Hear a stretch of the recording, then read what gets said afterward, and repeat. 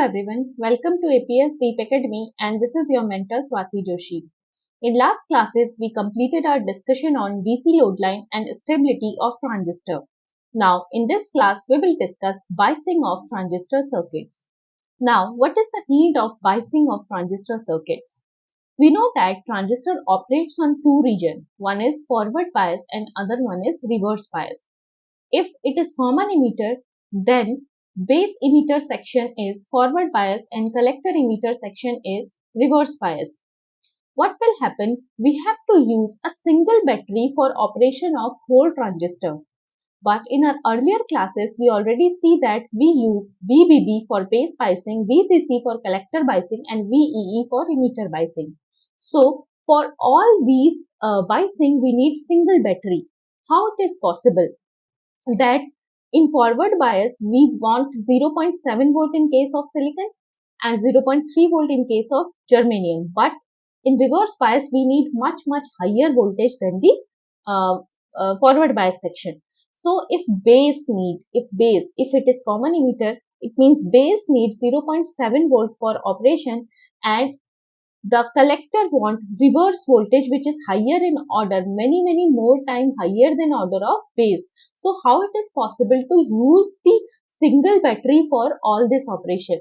So we use the biasing here. We bias the base section and the collector section with the resistors so that the appropriate current or appropriate voltage which we want will go to the circuit. So this is the basic need of biasing, that for whole operation we don't want three batteries to be used, VBB, VEE or VCC. We want only single battery for entire operation in our transistor, and that's why we bias the circuit with the help of resistor so that the current in the base emitter or collector junction will flow only whatever we want or whatever the circuit required. Okay, it is not beyond that limit. That's why we are using the biasing term here. Now, what are the requirements of biasing? So, the first and foremost requirement of biasing is we have to fix the operating point. In our DC load line topic, we already discussed that in active region, middle of active region, we found the operating point, and this operating point is the point from where we can get maximum output of this transistor. So, the first requirement of biasing is fix the operating point, fix the Q point, okay? And the second one is we have to make IC, which is our collector current, independent of temperature, okay? Independent of temperature. Why so? Because if temperature increase, IC will also increase. If IC increase, then output will also change. So we have to make this IC current independent of temperature. Now the third one is we have to make operating point, the operating point or the Q point, independent of transistor variation. It means in case of replacement of transistor or another case, if aging of transistor is there or any other parameter in transistor will change, then it should not affect the operating point. So Q point should be independent of transistor parameter, TX parameter. Okay, so these are the basic requirements of biasing, that we have to fix our Q point so that we will get the maximum output. Second one, we have to make the collector current independent of temperature, and third one is we have to make Q point or the operating point independent of transistor variation so that the beta will not change. What are the transistor parameters? If in a single line I can say it is nothing but the beta or the current gain. So if this beta is changed, because beta for every transistor is different, so in case of transistor replacement beta will change, but this should not affect the Q point. So these are the basic requirement of biasing, that this should be needed when we bias a circuit. Now we will discuss the biasing here. So this is our fixed bias circuit. Fixed bias is also considered as base bias. Base bias. So this is fixed or base bias circuit.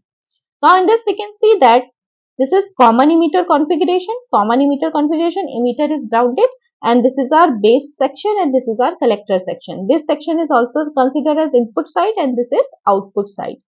And we see that here only one battery, which is plus VCC, is used for whole operation of the transistor.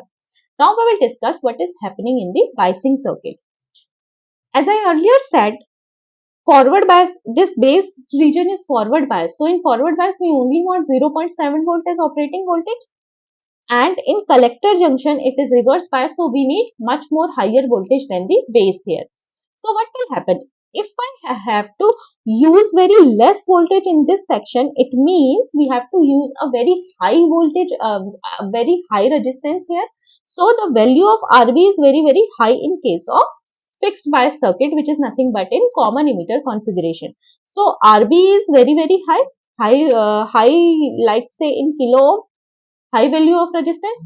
And if I consider RC is several ohm we consider. Okay, it is in ohm and RB is in kilo ohm.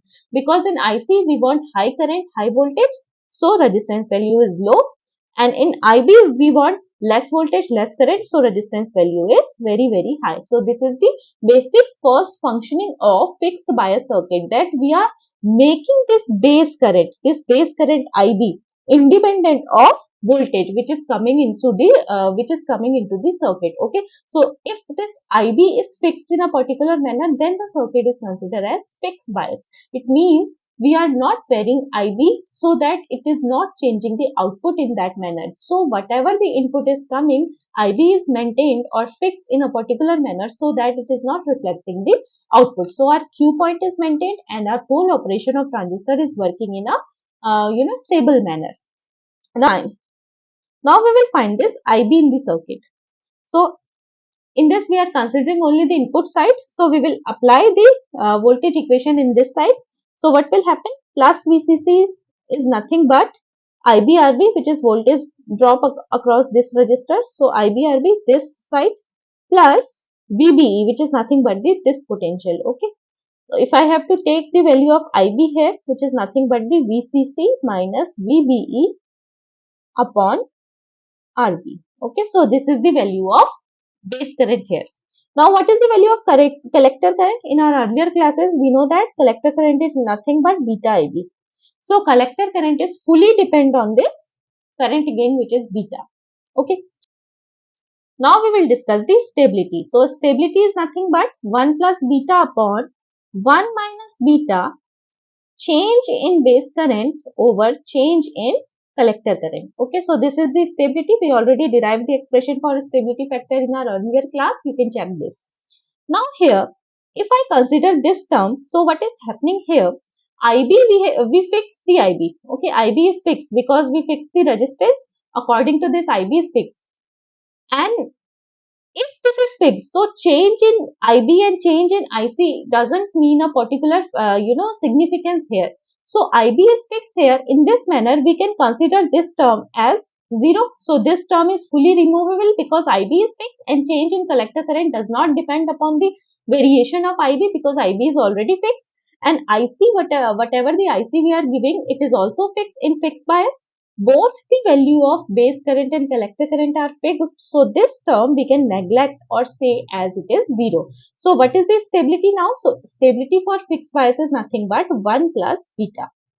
Okay, so stability for fixed bias is 1 plus beta. Now we will discuss few advantages and disadvantages. Okay. So advantages, if I talk about advantage of fixed bias, then the design and construction is easy or simple. So fixed bias circuit are straightforward, making them easy to build and understand even for beginners. Okay. Low component count, only few parts are needed. We already see in circuit only resistance RB and RC we are connecting, so low component count. Stable at low temperatures. When temperature is low, these are very stable. So performance doesn't waver much when it is cold. So it's a reliable in various environments also. Now, easy to implement. Setting up doesn't require much effort or specialized knowledge, so which is convenient, so it is easy to implement. Cost effective for mass production. Making lots of them doesn't cost much, so they are great when you need many, like consumer electronics. So the main application there in consumer electronics we can use. Now we will discuss few disadvantages. So limited temperature stability. Fixed bias circuit can struggle with change in temperature, leading to inconsistent performance as the environment heat up or cool down. So it is not good in temperature variation. So temperature stability is not there, limited temperature stability, poor thermal stability. These circuits can overheat because they do not adjust temperature variation, which might damage the component. So, poor thermal stability, no self-bias corrections. Now the third one, no self-bias correction. Without self-bias correction, the circuit cannot adjust to its bias automatically, leading to potential issue with operation and reliability. It means, what is this? No self-bias correction means self-bias. What is self-bias correction? It means if voltage level, change, if abruptly change from high low, so it doesn't have capability to maintain it in a particular level. Now the next one is high distortion levels. They tend to produce more unwanted noise in the signal, which can interfere with the clarity and quality of the output. Now, now the last one is sensitive to supply variations. If the power supply fluctuates, these circuits are likely to be affected, causing the performance to vary and possibly compromise the device functionality. It means if the fluctuation in input voltage is there, so output is the functioning of the device is depending on that. So the output is changing. Now these are the few disadvantages of. So we see the advantages and disadvantages of fixed bias circuit. So there are so many disadvantages also. We have to remove these disadvantages in our next version of biasing. So we will discuss new biasing circuits in our next class. Till now, thank you and subscribe.